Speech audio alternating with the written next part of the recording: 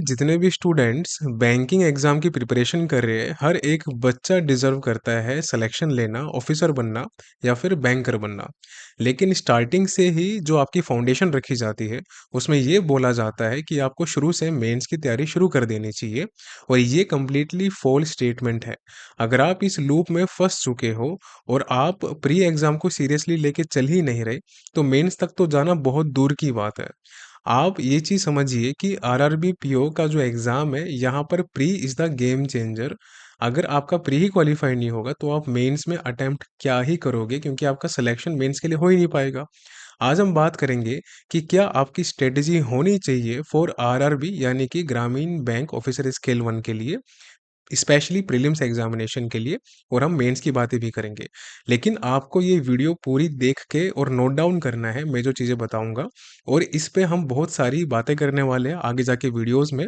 कोशिश कीजिएगा कि अगर आपको सिलेक्शन लेना है आरआरबी पीओ में, क्योंकि लास्ट ईयर हमारे 10 स्टूडेंट्स राइट अप्रोच के आरआरबी में ऑफिसर स्केल 1 सेलेक्ट हुए हैं। और उन्होंने प्री और मेंस और इंटरव्यू हमारी गाइडेंस से ही क्वालिफाई किया है। आप भी क्वालिफाई कर सकते हो, कोई रॉकेट साइंस की बात नहीं है।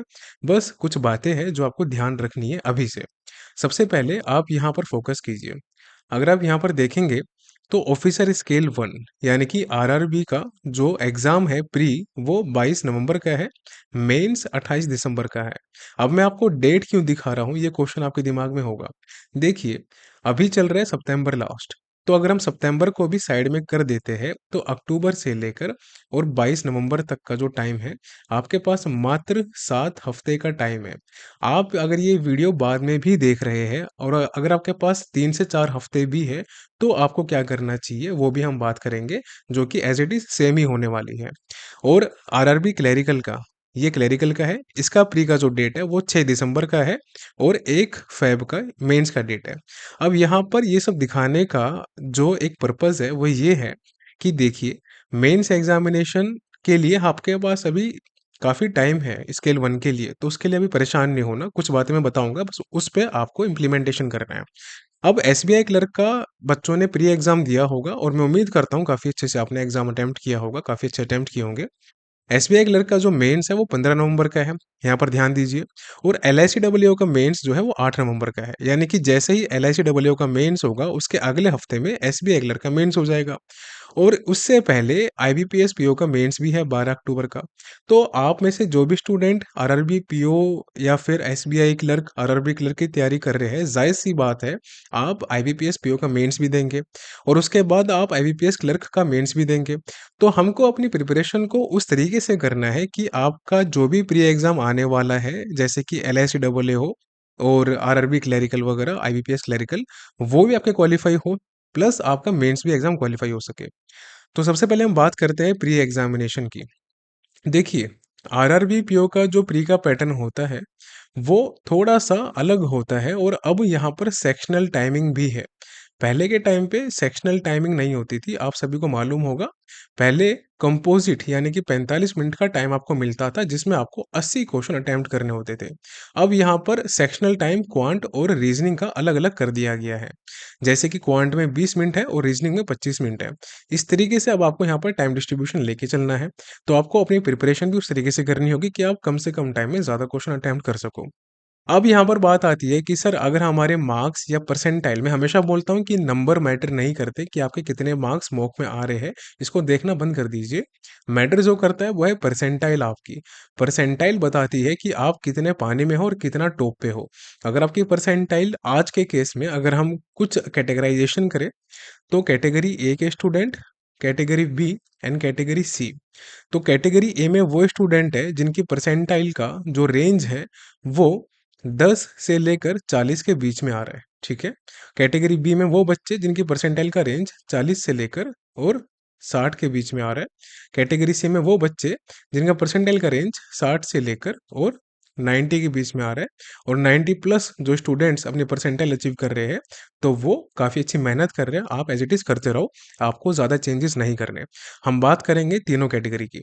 तो यहाँ पर देखिए, अगर आप कैटेगरी ए में लाई करते हो और आपका अगर पूरा कंप्लीट सिलेबस हो चुका है इतना कि आप 80 में से अर्थमेटिक को छोड़ के बाकी के 65 क्वेश्चन सोल्व करने लायक हो, ये एक मिथ बना रहता है कि आरआरबी पीओ का प्रीलिम्स एग्जामिनेशन बिना अर्थमेटिक के क्रैक नहीं हो सकता। मुझे लगता है ये कंप्लीट स्टूपिड एक ट्रुथ है, जिसकी आपको कभी भी बात नहीं माननी चाहिए, फोकस नहीं करना चाहिए।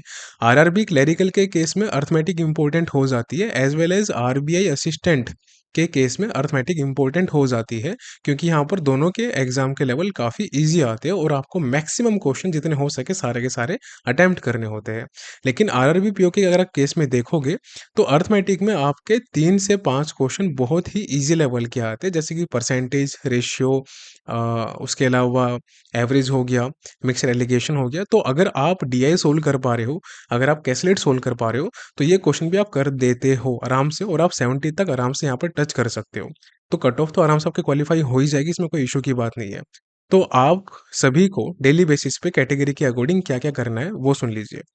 आपको रीजनिंग और क्वांट और इंग्लिश इंग्लिश भी आपको साथ में लेके चलना है प्री के लिए, क्योंकि आपके आने वाले जो एग्जाम है उसमें एलआईसी डब्ल्यूओ भी होगा, as well as IBPS clerical भी होगा, प्लस आपको मेंस के भी एग्जाम देने हैं, तो आप इंग्लिश के टच में रहना जरूरी है आपके लिए।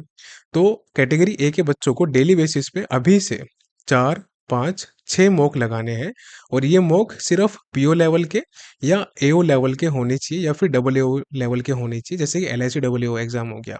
क्लरिकल लेवल का आपको कोई भी या असिस्टेंट लेवल का मॉक नहीं लगाना, हमेशा फोकस करना है पीओ लेवल के, और ये सभी कैटेगरी के बच्चों के लिए अप्लाई होती है बात। और हर एक मॉक का आपको 30 से 40 मिनट एनालिसिस करना है, मैक्स टू मैक्स कोशिश करना आधे घंटे में एनालिसिस हो जाए, और ये सभी कैटेगरी के बच्चों के लिए बात अप्लाई होती है।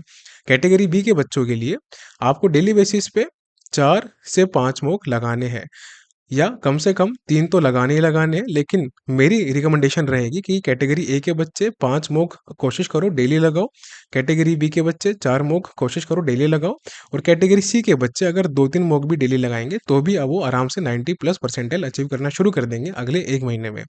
अब यहाँ पर एक कंडीशन आती है कि सर अगर हम मान लीजिए आरआरबी पीओ के मॉक लगाते हैं प्री के, एलआईसी डब्ल्यूओ के मॉक लगाते हैं प्री के, तो क्या हमारा इंग्लिश भी प्रिपेयर हो जाएगा? नहीं। उसके लिए क्या करना है, सपोज मान के चलिए एग्जाम्पल के तौर पे कैटेगरी ए बी या सी कोई भी स्टूडेंट हो सकता है, अगर आपको 4 मॉक लगानी है डेली बेसिस के प्री के, तो उसमें से आप 2 या 3 मॉक आरआरबी पीओ लेवल के या फिर एलआईसी डब्ल्यूओ लेवल के लगा सकते हो। एक मॉक मैंडेटरी है सभी को आईबीपीएस पीओ या फिर एसबीआई पीओ का लगाना है। सर इससे क्या होगा? इससे ये होगा कि जो इसका लेवल है वो अच्छे लेवल पे आपकी प्रैक्टिस हो जाएगी। प्लस जब एग्जाम में ट्रिकी क्वेश्चन आते हैं, तो आरआरबी पीओ के टाइम पे काफ़ी बच्चे घबरा जाते हैं, तो आपकी प्रिपरेशन उस लेवल पे पहुँच जाएगी कि आप वो अटेम्प्ट कर सको। साथ में बेनिफिट ये है कि आप इंग्लिश भी अटेम्प्ट कर पाओगे। सबसे बड़ा जो प्रो है आपके लिए कि आप इंग्लिश भी अटेम्प्ट कर पाओगे, ये एडवांटेज है। तो इंग्लिश की प्रैक्टिस आपकी होती रहेगी डेली बेसिस पे। अगर आप एक सेक्शनल भी अटेम्प्ट कर रहे हो फुल मॉक के थ्रू, तो इसमें दिक्कत क्या है? आपकी प्रिपरेशन अच्छी चल रही है प्री के लिए, तो आपको कभी कोई दिक्कत नहीं आएगी प्री एग्ज़ाम क्वालीफाई करने में, जिसमें इंग्लिश होगी। प्लस मेंस में आपको बेनिफिट मिलेगा वो अलग। अब यहाँ पर ये तो बात प्री की होगी। अब सर मॉक हमको एक बार में लगाने हैं या फिर गैप लेके, देखिए आप कैसे भी लगा सकते हो, मैटर नहीं करता। हर किसी की अपनी एक कैपेबिलिटी होती है। मेरे केस में मैं चाहूँ तो 2 से 3 मॉक लगातार लगा सकता हूँ। उसके बाद में उन सभी का एनालिसिस करके फटाफट और अगला मॉक लगा सकता हूँ। लेकिन कई बच्चे ऐसे होते हैं जो एक मॉक लगाने के बाद एग्ज़ॉस्ट हो जाते हैं, फिर उसका एनालिसिस करते हैं, तो आप वहाँ पर गैप ले सकते हो। आपका टारगेट होना चाहिए कि जितने मौका आप लगा सकते हो डेली वो आपको लगाने हैं, जैसे कि हमने कैटेगरी वाइज डिस्कशन किया था यहाँ पर। ठीक है? अब बात आती है कि सर हम मेंस के लिए क्या करें? देखिए RRB PO mains, RRB clerical mains कुछ रॉकेट साइंस वाला नहीं है। यहाँ पर एक चीज़ आपको ध्यान देनी है जो कि मैं हमेशा बात करता हूँ कि इंग्लिश और हिंदी जो भी आप लैंग्वेज लेंगे मेंस एग्जामिनेशन में, वो आपके लिए इम्पोर्टेंट है। अगर आपने अभी तक हिंदी की प्रैक्टिस नहीं की है, आप इंग्लिश में ही मॉक अटेम्प्ट करते हो, तो आप इंग्लिश ही चूज़ करना, हिंदी चूज़ मत करना। अगर आप हिंदी मीडियम के हो, इंग्लिश आपको अच्छी से नहीं आती, तो आप हिंदी ही अटेम्प्ट करना। और इसकी प्रैक्टिस हम कैसे करनी है, क्या नहीं करना, वो हम आगे बात करेंगे मेंस स्पेसिफिकली वीडियो में। उसके अलावा आपको करंट अफेयर्स पे फोकस करना है। अब करंट अफेयर्स के लिए क्या करना है, आपको 5 से 6 महीने की करंट अफेयर रेडी करनी पड़ेगी for RRB PO mains examination as well as clerical examination. और ये सेम चीज़ अप्लाई होती है एसबीआई क्लर्क मेंस एग्जामिनेशन पे, as well as IBPS clerk mains examination पे, क्योंकि इन सभी एग्जाम में 5 से 6 महीने की करंट अफेयर्स आती है। तो आप सभी को कोशिश करना है कि जून जुलाई से तो करनी ही करनी है। अगर आपने मई भी कर रखा है तो चेरी ऑन द केक है, आपके लिए एडवांटेज का काम करेगा और 2 से 3 4 क्वेश्चन आप एग्जाम में एक्स्ट्रा अटेम्प्ट कर पाओगे दूसरे बच्चों के मुकाबले। तो कम से कम जून से लेकर, और जब भी इसकी मेंस की डेट है, जैसे कि इसकी मेंस की डेट कब की है, 28 दिसंबर की है, तो आपको 6 महीने तक की करंट अफेयर्स रेडी करनी है। तो जून हो गया, जुलाई, अगस्त, सितंबर, अक्टूबर, नवंबर, तो नवंबर तक आपको पूरी करंट अफेयर्स कंप्लीट करनी है। आप एक काम और कर सकते हो, आप मई का आरबीआई का लेक्चर सिर्फ फिनिश कर सकते हो, और अगर आपको करंट अफेयर्स फॉलो करनी है तो आप राइट अप्रोच की करंट अफेयर्स फॉलो कर सकते हो। उसके लिए आप www.writeapproach.in पे जाके कोर्स परचेज कर सकते हो। और अभी हम अगस्त फिनिश कर रहे हैं, और उसके साथ साथ हम अभी सितंबर भी शुरू करने वाले कुछ दिनों के अंदर, सो दैट आप सभी एग्जाम में अच्छे से लीड जनरेट कर पाओ। तो मेंस के लिए आपको दो काम करने हैं। पहला कि आपको जब भी प्रैक्टिस करोगे आगे जाके, आपको इंग्लिश और हिंदी की प्रैक्टिस करनी है मॉक के थ्रू, वो हम आगे बात करेंगे। अभी के लिए बस आप जितना हो सके करंट अफेयर्स को रेडी करना शुरू कर दो। डेली बेसिस पे 1 से 2 घंटे भी अगर आप दोगे यहाँ पे करंट अफेयर्स को, और मल्टीपल टाइम्स रिवीजन करोगे, तो मेंस में आप लीड जनरेट कर लोगे। प्री के लिए एक चीज और है, आप सभी मेरी बात सुनिएगा। काफी बच्चे सेक्शनल मॉक लगाना प्रीफर करते हैं।